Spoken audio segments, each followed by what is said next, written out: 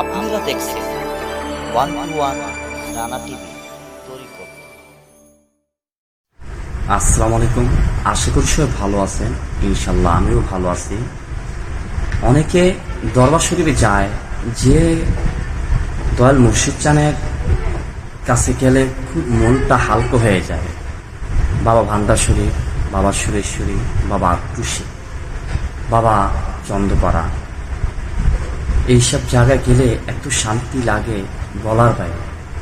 তাই আমরা যখন দরবারে যাই খুবই ভালো লাগে।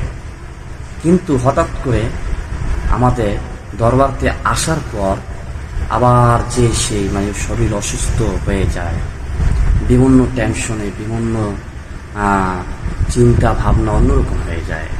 শুধু দরবারে গেলেই ভালো লাগে।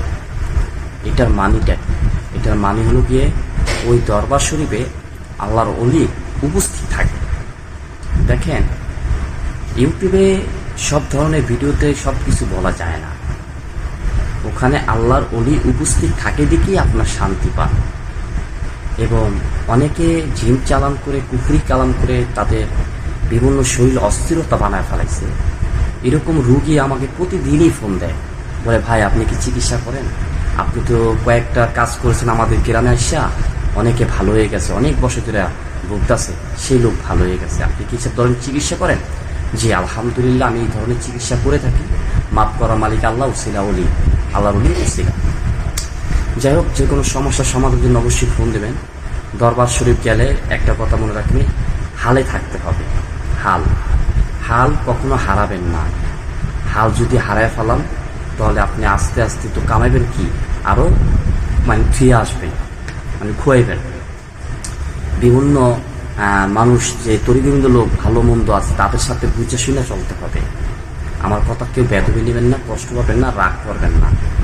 আর একটি কথা হলো গিয়ে, যারা এই মারফতের যেই ঘরে বসে মরাকাবা মুশাহিদা করেন, তারা কি এই কোন সাধনটা করলে বেশি ভালো হয়? জিকিরটা বেশি করলে, আর তরিগোবিন্দ যেই আপনার দুরূদ শরীফ আছে, এই দুরূদ শরীফটা আপনার পাঠ করতে হবে। যদি তরিগোবিন্দ যদি এই দুরূদ শরীফটা যদি আপনি বেশি বেশি পাঠ করতে পারেন, ইনশাল্লাহ আপনার জন্য ভালো ফল পাবেন। শুধু এটা আমার মুখের কথা না, আল্লাহর ওলির মুখের কথা। একটি কথা মনে রাখবেন, সবাই গিরিন্দি লাগাইতে পারে কিন্তু মিলাইতে পারে, সবাই মিলাইতে পারে না। আপনারা আমার কথা কষ্ট পাবেন না। তরিগোবিন্দ লোকে আমাকে এই ভিডিওতে তো এখন বেশি ভিউ হয় না। আগে 10,000 20,000 ভিউ হইতে এখন কম হয়। কারণটা কি জানেন? তরিগোবিন্দ লোক যদি আমার ভিডিওতে 1 লক্ষ মানুষ দেখে, এর মধ্যে যদি একটা তরিগোবিন্দ লোক থাকে, আমি মনে করি একজন দেখে, যদি তরিগোবিন্দ লোক হয়ে থাকে তাহলে মনে করি এই একজনই আমার 1 লাখ লোক দেখে। কিন্তু আমার তরিগোবিন্দ বেতরিকত লোক দেখে, আমার ভাষাটা বুঝবে না তারা। আবার অনেকে তরিকত লয় নেই কিন্তু আল্লাহ ওলিরে ভালোবাসে, তাদের ধারাও অবশ্যই তারাও ফল পাবে। এটা আমার কথা। তাহলে দরবারে যে আমাদের জিকির হালে থাকতে হবে, ওই হালটা ধরে ঘরে এসে, আমাদের দরবার থেকে এসে আর কোথাও যাওয়া যাবে না, বাসায় আসতে হবে।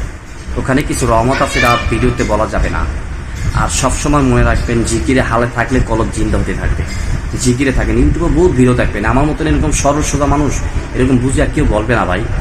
আমার ভালো লাগে বিধায় আমি আপনাকে বলি। যাই হোক, এই ছিল আজকের ভিডিও। সামনে কি ধরনের তরিগোবিন্দ, কি ধরনের ভিডিও, কি আলোচনা, কি মারফতের দরকার, কি কোন ধরনের ভিডিও দরকার, কোন ধরনের এসএম দরকার, তাই নিয়ে আসবো। আজকে এই জিকির এসএমটা করেন, দুরূদ শরীফ করে পাঠ করেন, ইনশাল্লাহ ভালো ফল পাবেন। সবাই ভালো থাকবেন, সহিহ সালামত থাকেন। আসসালামু আলাইকুম। নিত্য নিত্য আমল পেতে হলে, ভালো আমল পেতে হলে আমাদের চ্যানেলটিকে সাবস্ক্রাইব করে রাখুন। পাশে বেল আইকনটি ক্লিক করে দিন, যেন আমাদের নতুন ভিডিও আপলোড দেওয়ার সাথে সাথে নোটিফিকেশন চলে যায়।